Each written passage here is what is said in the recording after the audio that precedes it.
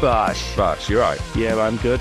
Very, very happy. We've just finished with Stuart from Tough Enough to Care. Yeah, Mum.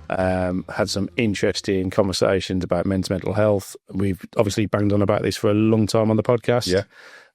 So it's come back and he's come to us now, and it's been really good, really interesting, and really informative in lots of ways. Yeah. So what you're about to hear is... It's a complete change of pace for us, to be fair. Oh, it is. So we mess about quite a lot, don't Do we?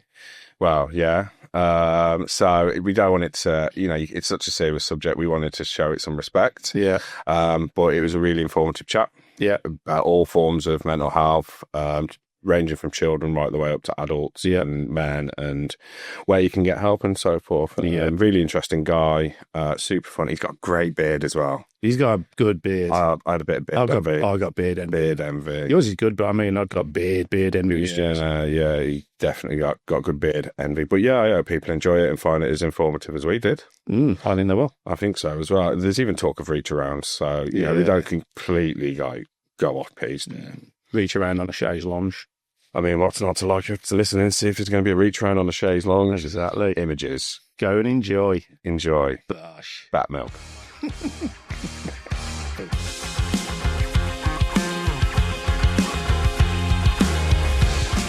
Stuart, welcome. Hello. How are you? I am well, thank you. Thanks for having me on. Thank you for coming to the podcast. We are delighted to have you. Yeah, thank you. It's I'm delighted to be here. good, man. That's what we like. I'll just start by saying man's got a fat beard and Oh, do you know what? I feel a little bearded out here. Like I feel like I should have got some. We just point out that's fat with a PH. Yeah. No, I feel a lot better than that. There's some good beard going on here. Oiled, a bit oiled. Does it look oiled? No, I conditioned it this morning, so I've left the oil off. Mine has natural oil from the fryers, so it's a naturally oiled. Chip fat. I don't think it's a natural oil. Is it not? Well, it's not So natural. if I start licking you halfway through, it's okay. Yeah, you'll taste. Anything's acceptable. You'll taste yesterday's roast dinner. Yeah. Right, should we kick off? So, do you want to introduce yourself? We obviously have mentioned in all of our podcasts about how passionate we are about mental health in general, but certainly men's mental health, because this podcast is sort of, a pub-based, boys around the table having a beer. Obviously, mental health will come up in some way, shape or form. So that's why we wanted to get you on, the man for the job, as it were. Do you want to just kick off and telling us how this journey began and where it come from? Yeah, it's pretty crazy, to be fair.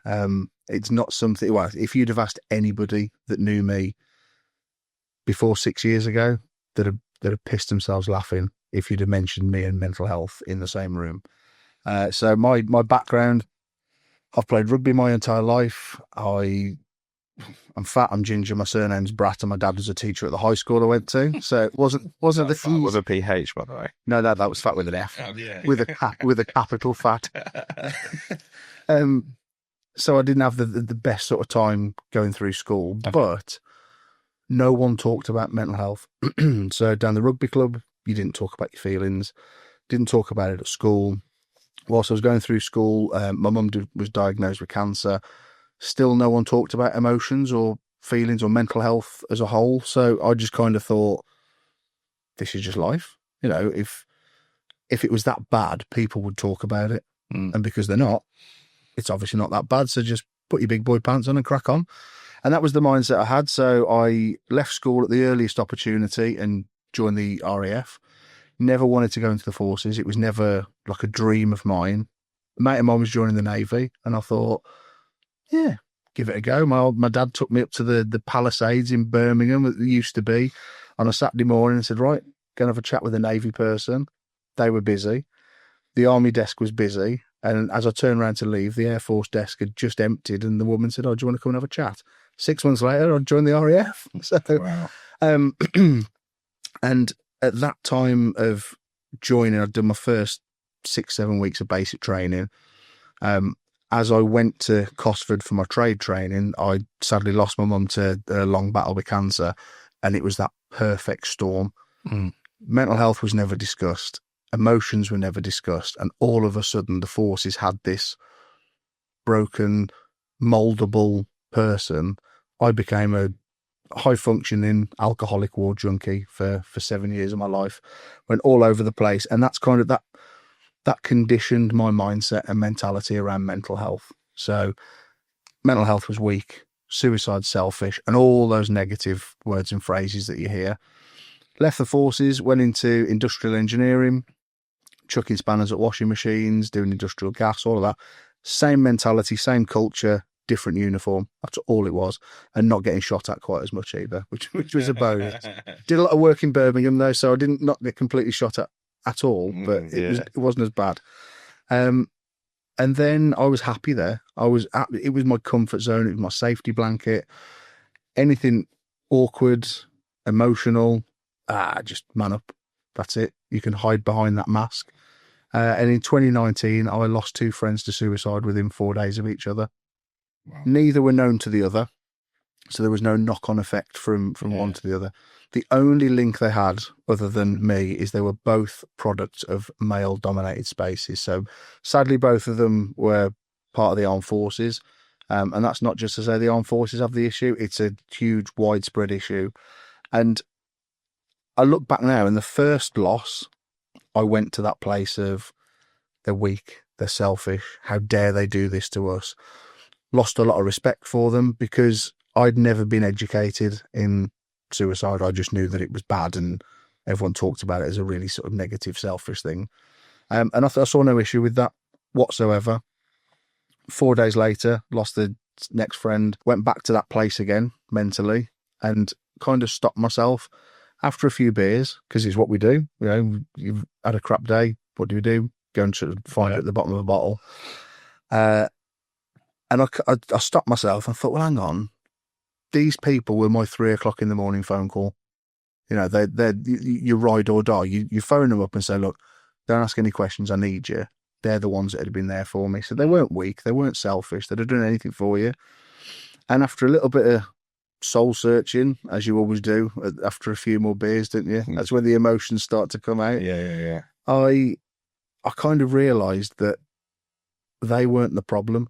I was the problem, and the hundreds of thousands of people like me with my mentality, and did what anyone does when they've had a few beers. I did a nice, cheeky, vague book post and just no context, just went, lads, don't be a dick, talk. Fell asleep in my Chinese and thought nothing of it. Woke up the next morning to an absolute tidal wave of positivity. Loads of piss taking, and I'd have been really upset if there hadn't have been any general, isn't it? That's how men deal with it. That's what I deal with it a lot of the time, yeah. So loads of piss taking, but that was where Tough Enough to Care was born. Within that day, we'd come up with the name. Somebody else had designed a logo for us and gone, I really think this is good. It started off as a Facebook group. Then someone said, if you ever want to make it a little bit bigger, make it a Facebook page. So I've even had to teach myself social media. Yeah. And here we are, 6 years on. We're a registered mental health charity. We've trained over, I think the last thing we looked at, we trained over 10,000 people. We've supported upwards of 5,000 people directly and more indirectly. And it's all about just getting the message out there. And although I've waffled on all through this, our sole focus is to change the me's of the world. Yeah. So if everything we do, we aim it at my mindset, what it used to be. So if we can change me, people around will sort of change their mindset as well. And it's about changing the culture. And I'm glad that you do stuff like this. And you were saying about it's like blokes sat around a table, like in a pub. Yeah. That gets demonized quite a lot. Like you can't talk about mental health and beer. I've taken an alcoholic to a pub because it's their comfort zone and I can control it. And for the 2.5 hours we talk, we're going to have 1 pint. Whereas if I don't do that, you could go off and drink yourself stupid. Yeah. So everyone's like, you can't do this, you can't do beer, you can't do pubs. Why not? I am the most comfortable I will ever be sat in a pub or stood at a rugby club bar. Yeah. So that's where the conversations need to happen. Yeah. To be fair, it's something that was kind of like one of the questions I kind of got about the social aspect of pubs.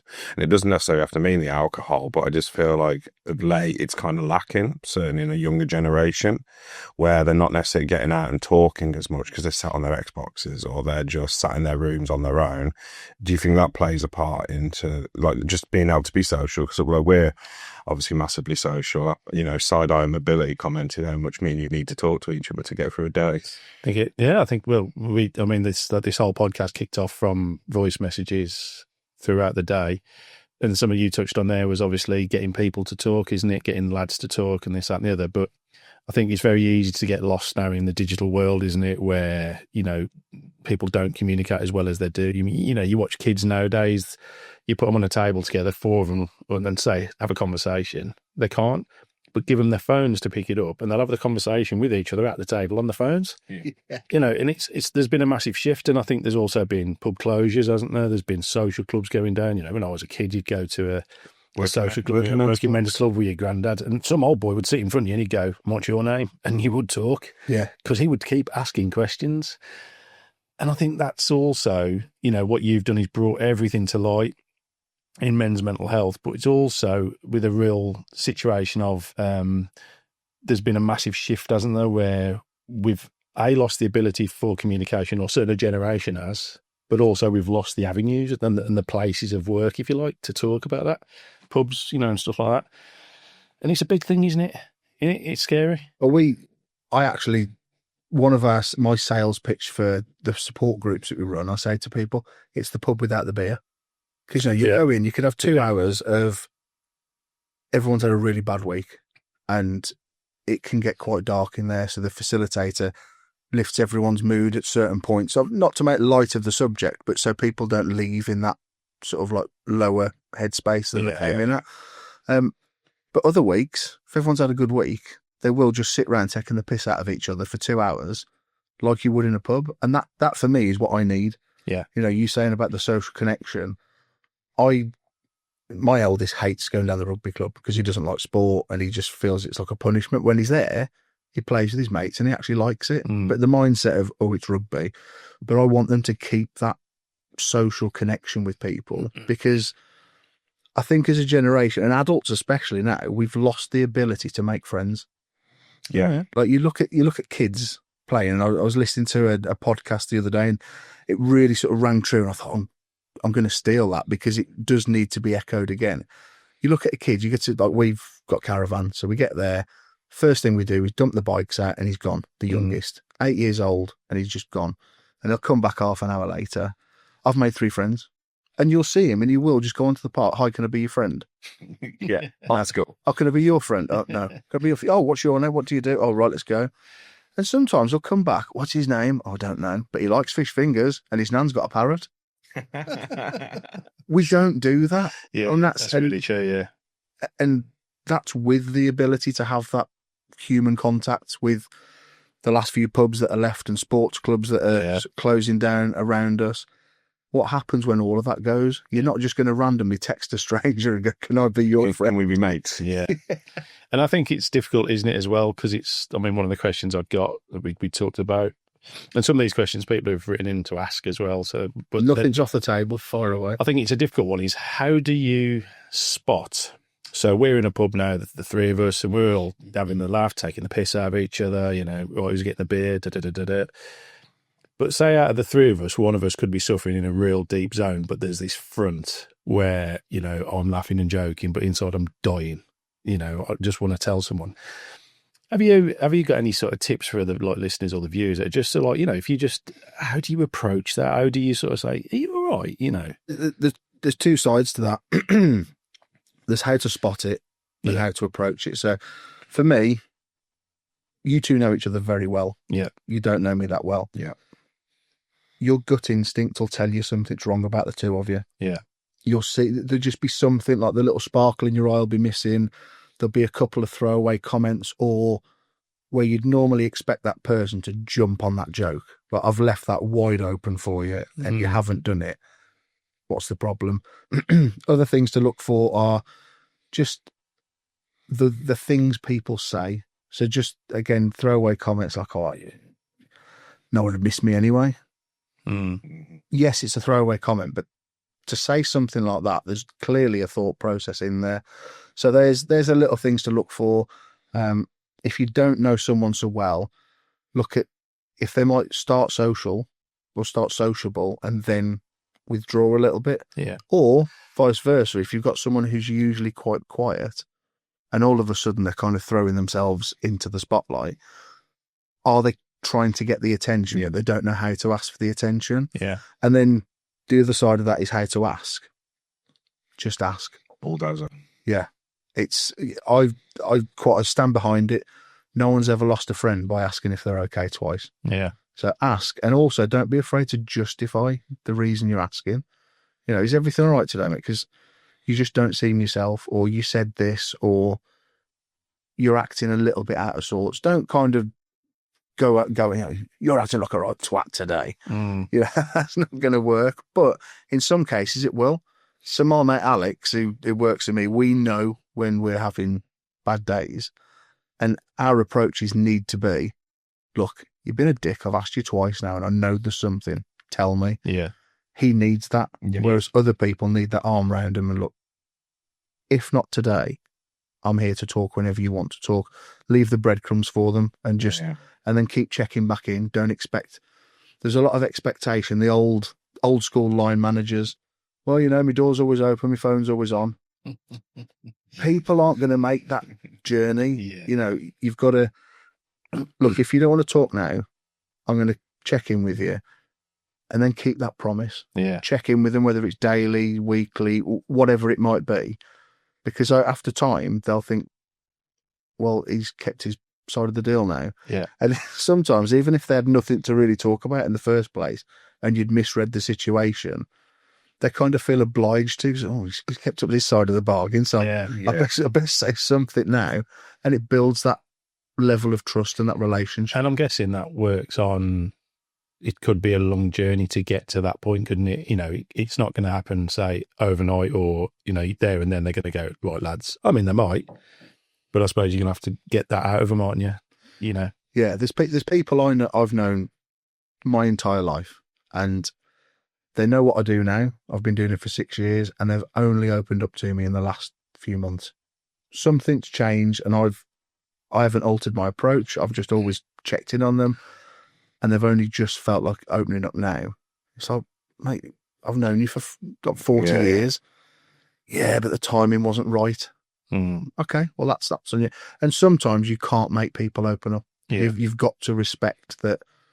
If you don't want to talk, you don't want to talk. And sometimes it's the worst thing in the world. It's the most frustrating thing in the world, because you can clearly see there's something there, and you just want to shake them until they talk, but they'll just put their guard up. And then once the guard's up, it's even harder to get in there. So you just got to kind of respect it and just go, I am here, and I'm going to probably annoy you by checking in, but I'm checking in because I want to make sure I've done everything I can for you. Well, I kind of, because obviously I run 2 pubs, so I'm an employer as well, so I have that checkup with the staff, certainly the chefs, because I'm a chef, so in a kitchen's very male dominated for most of the time anyway, although having women in kitchens is really handy at times. It just takes that edge off. But with the lads, I can spot it a mile away, but each individual has a different need. Like, one of the lads may need an arm around the shoulder, like you say. Yeah. And one is, you know, you're very much, what's the matter? And I go, nothing. What's the matter? Nothing. Because it is stressful, and it's always comes after a stressful service. But then there is also just, you know, being an employer, you tend to be quite cynical at times. And I'd definitely say since COVID, the mental health gets bandied around a lot. And you can spot the ones that are genuine, but how do you know if someone's like genuinely just playing the system? Because there must be more of that coming through now as well, where people are playing the system. Would you say that's happening? If I could get a £1 donation to the charity every time I was asked that question, we would be billionaires. And it's so tough, and it's a genuine question, and everyone asks that same thing, and it's so hard because that one time you get it wrong, that's not a person who slipped through the net. That's a person let down by their sub-safety net. It goes back to that gut instinct. Sometimes you can just tell. And, you know, a very polarizing opinion, mental health is the new bad back. And you said that's it really is. And that's not to belittle anybody who genuinely suffers. It's the bad backers that are now using mental health. And next year, when it's purple cauliflowers, they'll use that excuse. They'll just bounce from excuse to excuse. But they're usually the loudest voices. And sadly, because of that, people have the question in their mind. Yeah. Are they just swinging the lead here? Are they genuine? So then you're seen to question it. So the person that's quite quiet up the corner, genuinely struggling, now sees that link with mental health and they're trying to pull the wool over. I'm just not going to say anything. Yeah. And it's so tough That's the because scary thing. and there is no way of telling, because the people who, from my experience, the people who genuinely struggling will be open and honest. But then the people who aren't struggling have put a lot of thought into this, and they'll go online and they'll look at the signs and the symptoms and all this sort of stuff. So they'll tell you exactly what the person who's struggling. Yeah. Yeah. The only thing you can sometimes, and I can do it now because I've been in this world for 6 years, I can ask a few more questions. And what I would say to people is, whether you think they're sort of pulling the wool or not, get them to go to the doctor. Yeah. Because if they are just trying to chance their arm and get a week off work, one, they probably won't go to the doctor. But two, if they get to the doctor, they'll ask enough questions for that person to just completely unravel themselves. Yeah. So just say, right, okay, that's fine. I will support you, but it can't just be me. We've got to look at going to the GP, or some companies have like an EAP, like an employee assistance program. Phone them, and I'll sit with you if you want to. I'll sit there and we'll go through it together.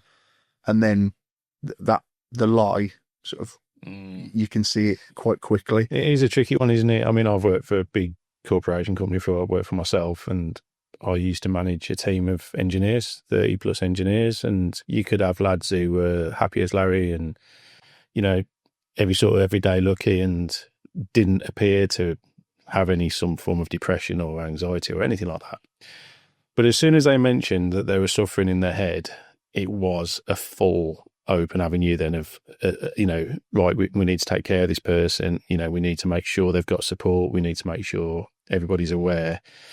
And it could open a can of worms, and it's very difficult, isn't it, to say, yeah, they're pulling the shoe here. They're just messing around, or actually they do want support. And like you say, I think you've just highlighted in a nutshell how difficult mental health is to support someone, but also, are they taking the mick? Are they just trying to get out of work that day, or but it's obviously for us as complete, amateurs or, naivety. I mean, we've both dealt with it. We've both, we've talked about this a long time, before you yourself come on.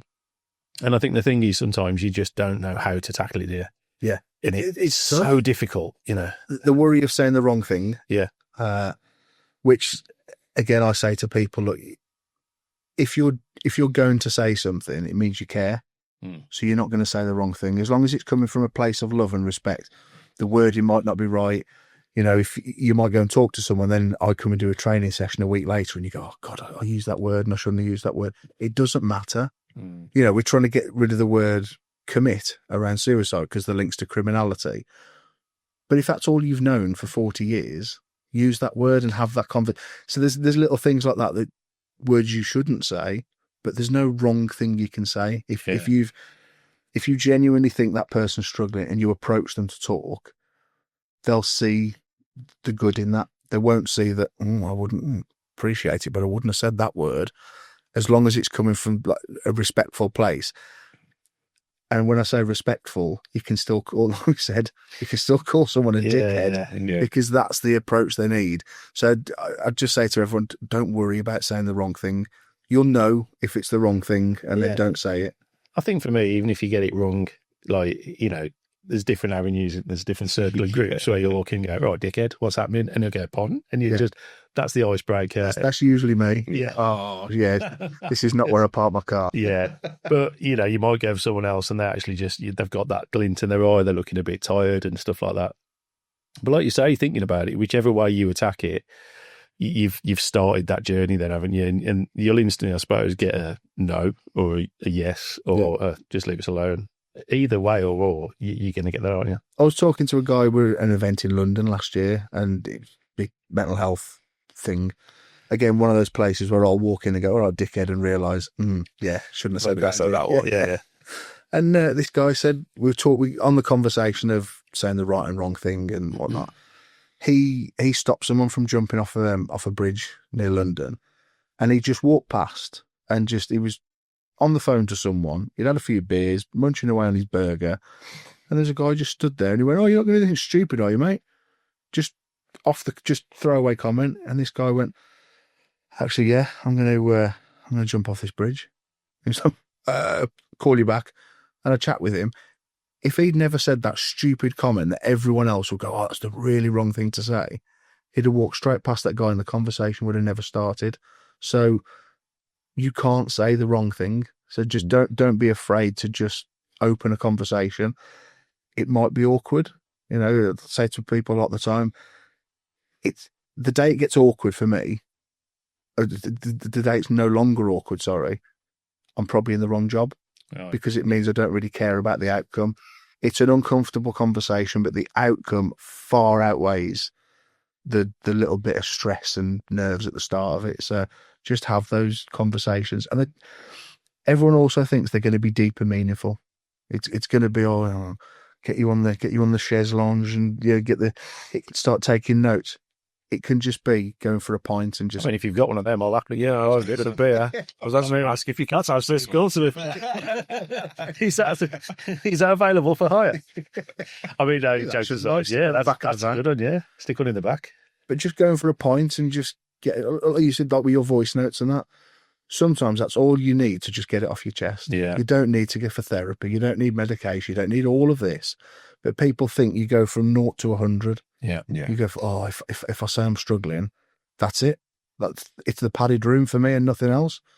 It's not. The world has changed completely. Just phoning someone and just understanding that, do you know what, mate? I don't even do your job, but I can see where you're coming from.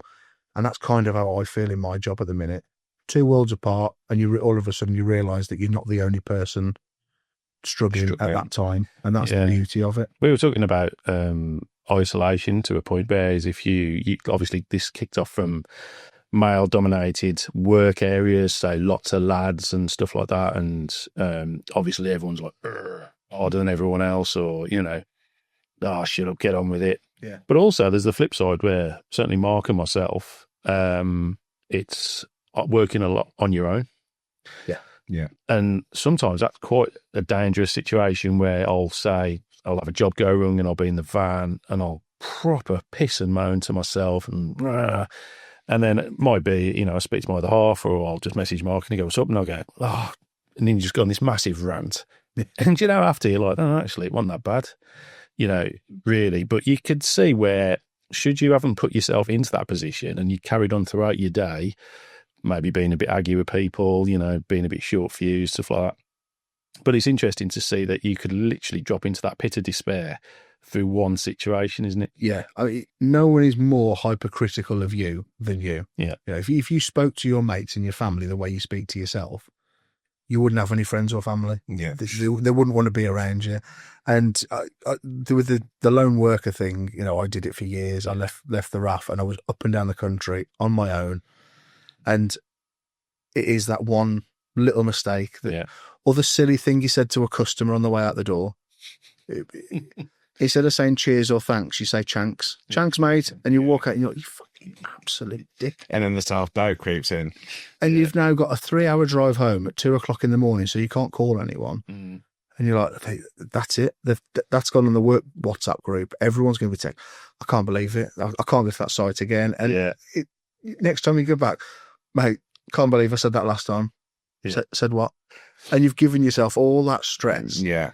And it's the same with everything. You go inside your own echo chamber when you're on your own. You're lone working. I'd imagine even chefs to a point, because like the prep work or the after service and that, it goes, when I've been in pubs and known kitchen staff and that, it kind of goes a bit quiet in points, and that's where you just all of a sudden all the noise just goes straight inside you. Yeah, you can be in a room with 3 people doing prep, but everyone's silent. You're in your own little corner. And like you say, if you have a bad service or something happens, and it's very similar to you just to do the one slight thing, and that can ruin the whole day for you. And you don't talk to someone. So we always have a statement in ours that, what happens in service stays in service, and then we just move on. Yeah. Doesn't matter if we upset a customer, mistakes happen, we're all humans, and we just try and nullify it that way. But it doesn't always work, because you can see the lads, they'll go into their own head. I do it as well, and like, I might be at the one pub and the other pub will have a problem, and then I go straight into blame game, and that's when I'm on the phone to ranting, something's happened, the customer's done this. And yeah, it's dead easy to go into that space. It's much better than it was. Kitchens in the mid-90s were brutal, really brutal. But so everything's evolved, and it is a lot better than it was. I mean, you were on building sites and stuff, right? Yeah, I mean, I've worked on sites in certainly building sites. So you've got lads in construction. Obviously, there's a big thing on constructions at the moment. Huge thing. What's one of the highest suicide rates in the construction industry? Because again, it's the mentality of, it's a busy site, but who wants to be that first person to have the conversation? Yeah. It's easier to just talk about beer, tits, arse, and fags. Yeah, That's it, isn't it? Yeah. We'll go for a smoke. We'll talk about what's on the, well, doesn't have it anymore, but talk about page 3 in the Sun. Talk about the football at the weekend. Yeah. Who had how many pints over a smoke, over in the fag den, and then you go around the corner and back to work, and that's it, done. That's it. And nobody wants to be the one to put their head above the trenches. Yeah. I think it is changing. It's the mentality is still there, but they are trying their best. There's a lot of the bigger companies putting some effort and some money into training and stuff like that. But I think the problem is it's coming from corporate level down. Yeah. So Yeah.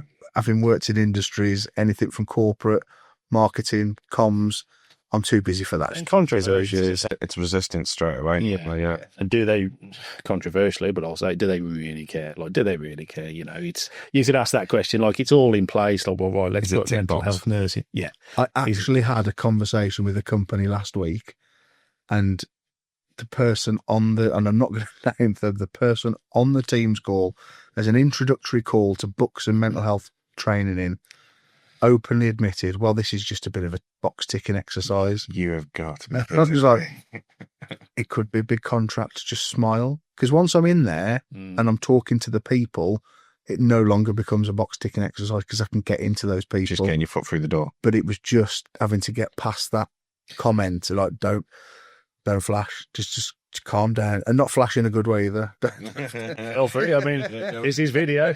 Why not?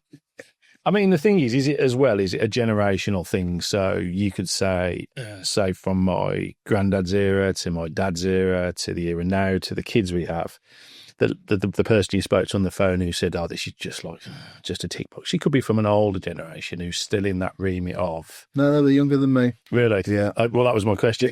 Is this something sort of institutionalised in a generation where, now it's become more aware, hasn't it? It's become more available. There's like yourself, and people are making it a sort of everyday conversation, which is fantastic. But at the same time, there's obviously people out there who are going to get, there's nothing wrong with him, he needs a kick up the arse, And you're never going to change that, I think, to a certain point in generations, that you can't teach an old dog new tricks and all that sort of stuff. There are people within that generation that have really bought into this, really got on board. We've got our charity rugby team, the Flaming Unicorns. We've got players that are 50s, 60s, and they're buying into this as a mental health rugby team.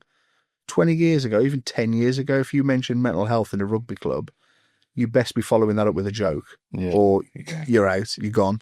And part of the reason we set up the team was a way of getting into clubs, because you'd phone up and you get the old guard, the old committee members of that generation. Oh, no, we don't have mental health in here, and that's it, gone. Yeah, exactly. Yeah. Phone up and go, all right, lads, can we bring 30 players? We're going to wear some gangster unicorn kit. All of us are going to buy at least 2 or 3 pints in the bar afterwards, and just have a bit of an old school rugby social. Oh, yeah, absolute. Bar takings are down, so get them in. Yeah. And then all of a sudden we've got them, and we have to stand on the chair afterwards and say thank you. And then we'll give our 5-10 minute spiel about mental health.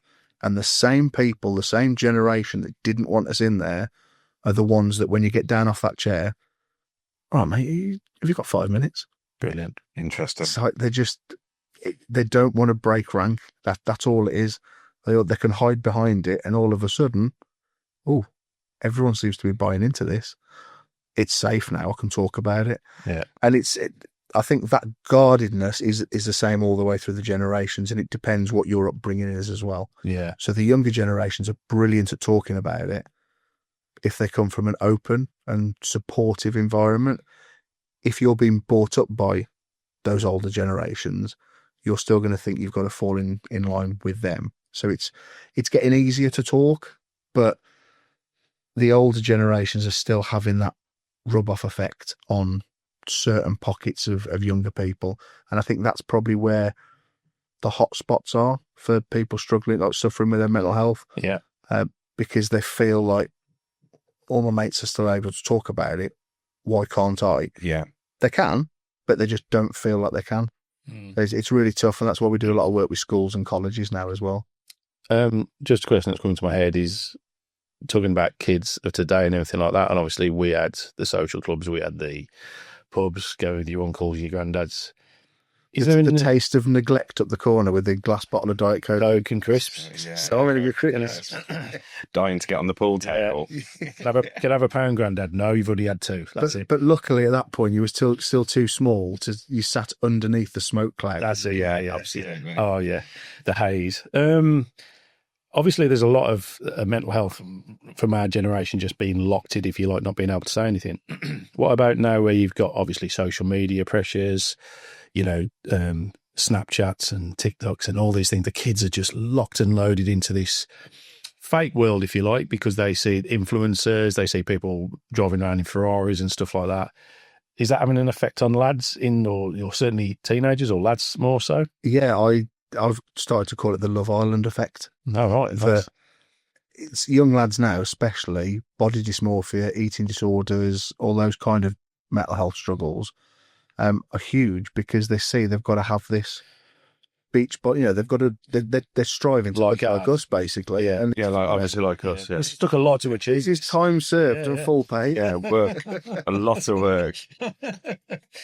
But so the pressure's there, and it's the old saying of keeping up with the Joneses, where you've got to have the car, you've got to have the house, you've got to have this, and they're putting themselves into crippling debt. Yeah. Just to wear the right clothes and have the whitest teeth, and they're going to the gym 6 days a week, sometimes twice a day, and it's bad for them. But the influencers and the Instagrammers and the Love Islanders are making it seem like it's okay. And well, if I just get on that show, I'm set for life. Yeah. There's 5 million people trying to get on that show I've never actually watched an episode, but is it 10, 12 people on it or something? He's definitely. I've always got the body. Yeah. Fully downloaded the whole series until the moment, but Binged it. No, it's a really interesting one, isn't it? And it's a really sad state of affairs as well, isn't it? But also kids can't get away from it. Yeah. It's everywhere. I said I didn't have the best time at school, but I shut that door when I got home. That's the world gone. And if my sister was using the dial-up for her homework, while my mum was on the phone to her sister, I couldn't even get on the internet with the old... Straight on the Atari.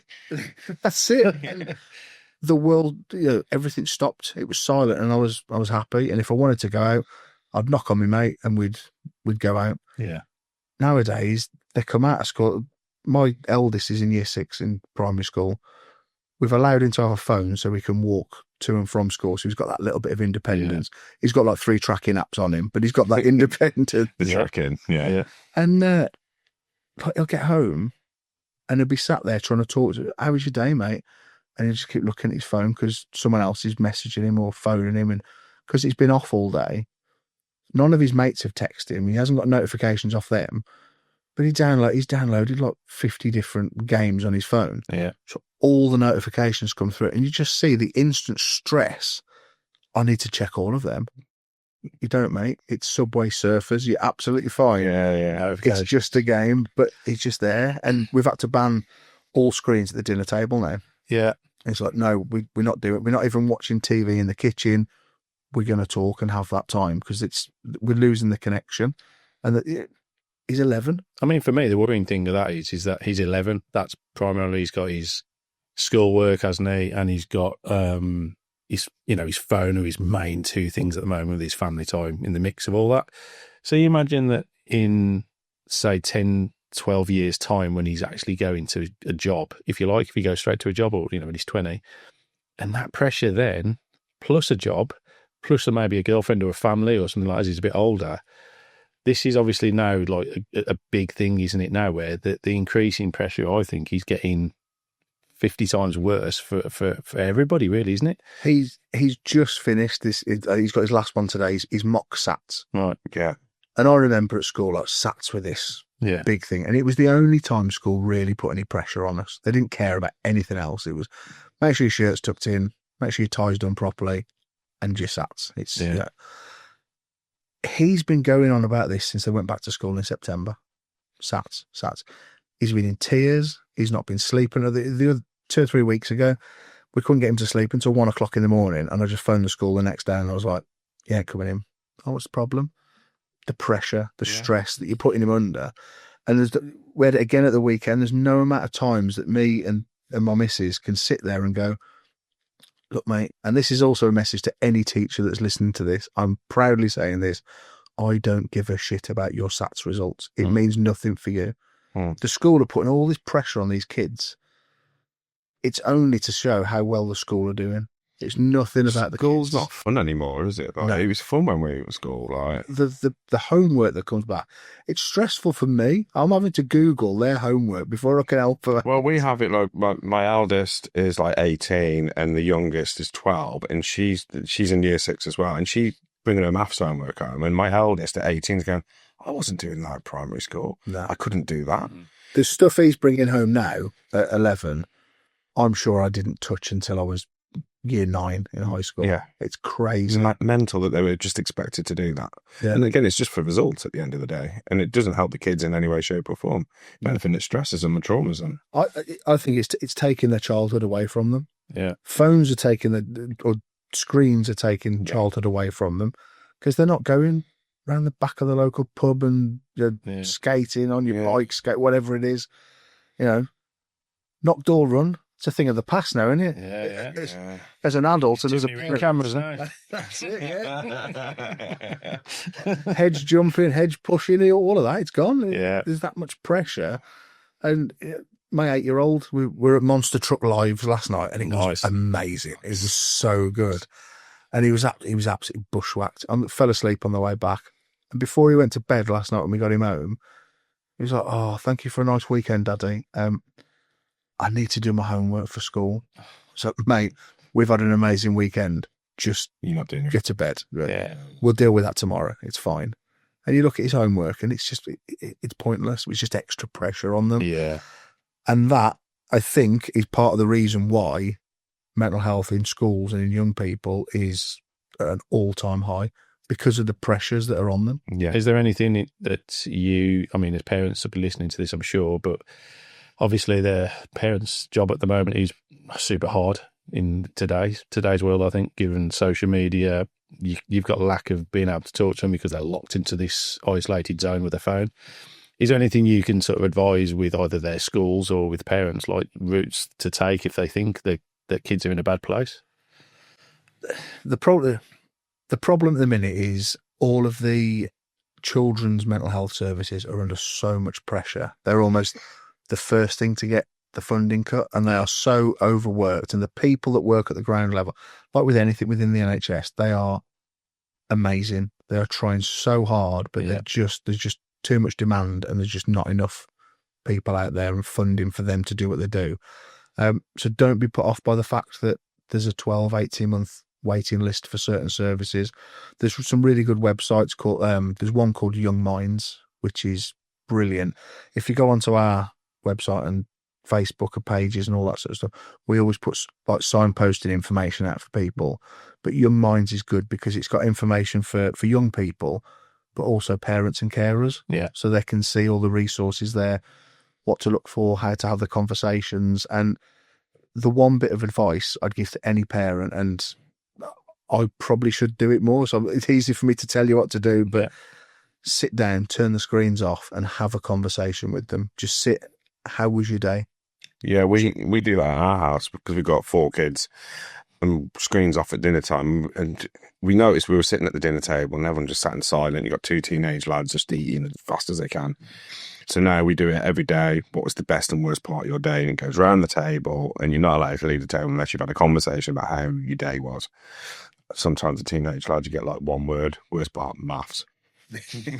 Best part will be at break time, though. But it's just a talking point. It's a conversation. It starts, and it just gets them talking. Do you know what I mean? But then as soon as that's finished, off they go. Like off they try. And but it's to us as parents, it seems like they don't care. But actually, that little interaction will have a bigger impact, because all of a sudden, these teenagers that don't feel heard in a world that vilifies them. We've talked about that. Yeah. In a world that says that young men especially are sort of they're dangerous and they're a scourge of the earth, all these horrible things. They feel heard, and you genuinely care about what they are, and whether it is just maths and rugby at break. Yeah. They've been asked a question, they've been able to tell you. Yeah. So my 11-year-old is 11 going on 14, and he's grunts. Oh, you had a great one. Yeah. But when he gets going, he talks and he's open and honest. And I've just always told my kids that I don't care what it is. Tell me. If you're happy, great. If you're sad, even better, because you're telling me that you're sad. Something we've started doing, and it's not a sales plug. We've made these journals that are for sale, but I'll tell people how to do it for free because I don't want to make money off it. We make a grid Monday, 7 days a week, so Monday through Sunday, and we've got 5 or 6 columns: happy, sad, lonely, angry, frustrated, and we get kids to tick each day, and you can have more than one, and it's just to show these young people that it's okay to have a range of emotions in a day. And then at the end of it, they score their week out of 10 and talk about, what made me feel good, what made me feel bad, what could I do to bring the bad to a good? Is there something I could do, or is it external that's causing that?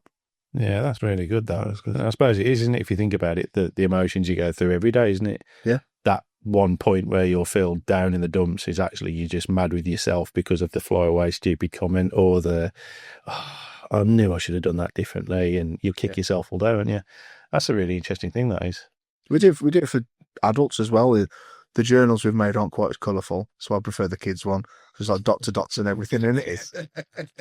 I think I've gone through about 6, but it's all about promoting positive mindset. Yeah. But your own positive mindset. So you set yourself goals, you set yourself targets, and you then reach it. And we set like a motivator. So what's your end motivation? What do you want to get from all of this? Yeah.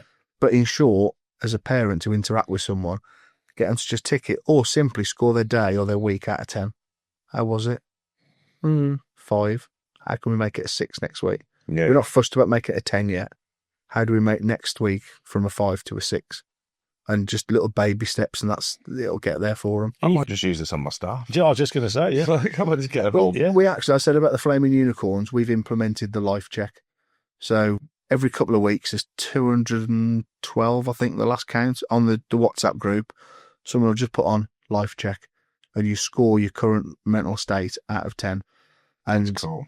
You can put as little or as much information as you want. Anyone under a 4, well, we've trained about 25 mental health first aiders in the group now as well. So anyone under a 4, well, they'll get a reach out. He said reach around them. It might help, who knows? Is that what you offer? But we do... Definitely scored a turn. Yeah. I'm on a 1 mode. Yeah, so we'll do this. They'll get the... I can't get out of the end now. They'll get the reach out from one of the mental health first aiders, or they'll just go 3 out of 10, really crap week, work's been this, blah, blah, blah. Don't need a reach out though. I'm okay, thank you. And it just gives people a chance to get it off their chest, because they might not have something like this, an outlet like a pub. They might play for us, but actually not go to a rugby club usually. And that's another reason we set it up, because a lot of these clubs now, they're going a bit more professional, and they just don't want to commit to training twice a week and have the pressure of that. They just rock up with us every 6 weeks and just waddle around a pitch for 80 minutes, but still have that social connection. And that's what we do. Is we do this life check. So right, score out of 10, but we also say to people, look, if there's the first 15 are all 5 or below, don't you dare hide the fact that you're on a 9 out of 10. Yeah. We've got to see the highs and the lows. I was just going to say that, like, how, like, if someone's flying and there's a few like really low scores, how do you work around that? Because your instinct would be, oh, I can't tell them I'm flying, like. And that used to happen. We'd only ever get low scores, and it wasn't me; it was somebody else put on there the one day. Lads, this is bollocks. You can't tell me out of 200 people, no one's having a good week. Be honest. And then all of a sudden it was a ding, ding, ding, ding, ding. I've had an 8 or 7. Yeah. And they were doing well. And I jumped on the back of it and said, look, we're here to support each other no matter what. So everyone's going to jump on someone who's a 2 and help them. Why can't we jump on the guy who's a 10 and celebrate and support him that we've had such a good week? And the comments after that were really nice. It was like, I don't know everyone in there.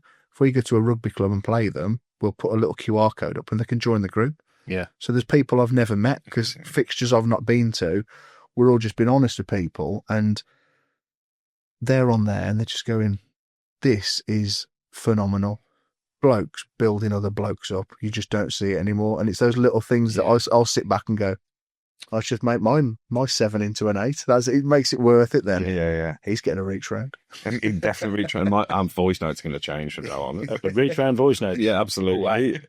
Bad day, need a reach round. I suppose final thing for me really would be someone's sitting listening to this podcast now, and all this has touched a little nerve, and just, you know what do they do now? So they're sitting there, they finish this podcast, I'll give you an example. They just pulled up on the drive, finish this and go, I'm feeling bad. What's the first step? What would you recommend they do? Listen to a better podcast. Obviously, yeah. No. There's the different things, obviously. This is a general answer. If they've pulled up on the drive and they've got that if they've got a partner at home or family unit, go and talk to them. Yeah. They will be there. Everybody thinks that they've got to keep the house as the safe space, and they'll have to go and find support elsewhere. That person will be there for you. It happened to me last year. I do this job, and last year you said earlier about how quickly you can go into that pit, and I kept it from my missus because I can sort this without telling her, and then she won't see that there's a problem. Yeah. And I didn't, and it got to the point, and the only thing that, she still holds it against me now, she's like, the only thing that pissed me off was the fact you thought you had to keep it from me. Like, as soon as I mentioned it, she's like, right, we're going to park that little bit and we'll come back to that later. But she supported me 110%. She moved mountains for me. So don't underestimate the amount of support you've got around you. If you haven't got anybody inside that front door when you get back, you've got friends, you've got wider family members, or sometimes it's easy to speak to a stranger. So reach out to us or to anybody. Yeah. And I say this and I genuinely mean it. If you're not sure where to go, even if you don't think we are the right fit for you, because our approach isn't for everybody, and I don't want it to be. Yeah. And it doesn't mean we can't help you. So contact us and we'll help you find the support that works for you. Because if you come to me and I can help you 70% of what you need, I'm not doing my job well enough. However, if you come to me and then I find another charity or another organisation that can sort you out 110%, I've then also done my job 100%. So I call it positive signposting. So reach out to us, whether you want to work with us or not, and we'll help you find either the support you need or someone else that can offer that support. Make us your first port of call, and we can just help you. And we've got support groups. We've got a text service, which, again, if people want it, text the word TOUGH, TOUGH, to 85258, and it's completely anonymous. It's free. Doesn't show up on a phone bill. There's no app download or registration. It's just someone on the end of the phone that can have that chat with you. And it's like the voice note. Just that text conversation might just get it off your chest. Yeah. Yeah.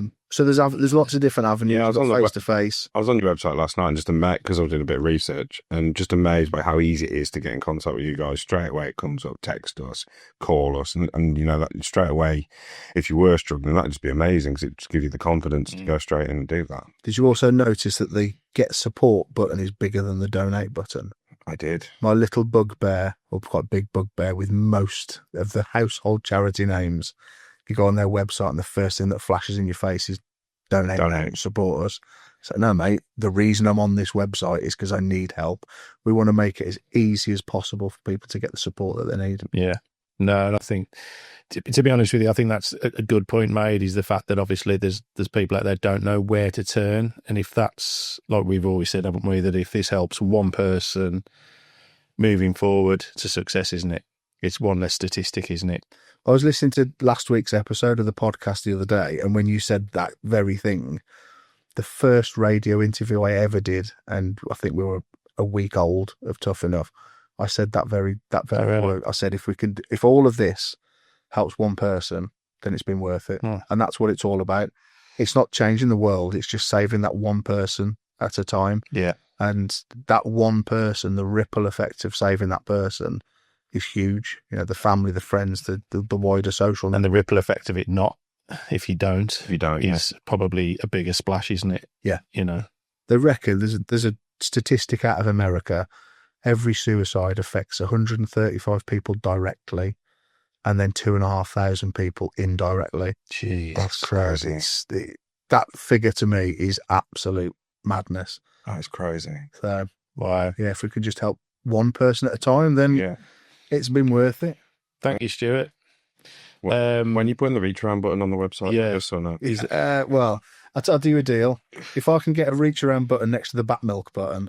Oh, that could be And also Vicky, who does our website and all of our fundraising and marketing, she goes on maternity leave on Wednesday, so I get control of the website. Oh, so exciting. Press here for back milk, press here for reach around. Get help now. Support us. Reach around. Anything from you, Mark? No, I think we've covered quite a lot there. Thank you, Stuart. Thank you for your time. Thank you. And thank you. You've ticked everything we needed to know, and you've really been a great help. And thank you. Cheers, mate. Happy days. Cheers, guys. Cheers.